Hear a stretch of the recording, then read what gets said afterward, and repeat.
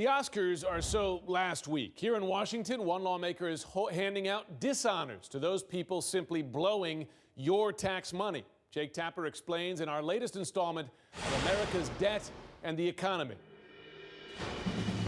From Washington, it's the Congressional Waste Awards. The nominees were selected by Republican Congressman Steve Russell of Oklahoma, the author of 4 Waste Watch books. The competition is just so close. I look at it as it's all bad because of the cost.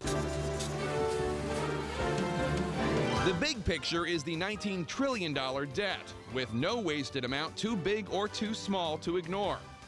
At the Oscars earlier this week, Leonardo DiCaprio won Best Actor for The Revenant and his work with a bear. Today, Russell's giving an award for work with beer, specifically solar-powered beer.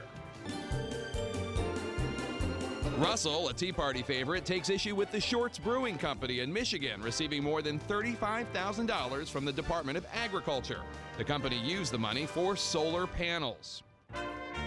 On Sunday, the Best Actress Oscar went to The Room's Brie Larson. Speaking of Brie, Russell is giving an award for a different kind of cheese, string cheese. Okay, and the purpose of that is? Specifically, a $250,000 federal subsidy used to expand sales of meat-infused string cheese at Burnett's Dairy in Wisconsin. To have people come in with a straight face and try to argue why that's needed, it's just absurd. On Sunday, The Martian, about a space trip gone amok, was nominated but overlooked. Russell says when it comes to the actual space program, he's concerned about the lack of oversight.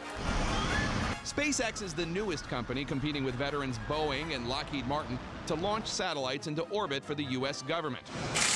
The nearly $60 billion launch program aims to save money by outsourcing infrastructure and a lot of accountability to the private companies themselves. But with high-dollar contracts and payloads of pricey satellites, critics like Russell say there's a risk for lost funds and potential failures. That's what we're calling out, is the accountability piece. And we have to do better so that as we do exploration, as we do innovation, we're also accountable with the funds. I'm a stone cold baller. Our show comes to an end with a performance from the San Francisco Mime Troupe. How did all of this happen? Recipients of more than 100,000 taxpayer dollars from the National Endowment for the Arts. A mystery.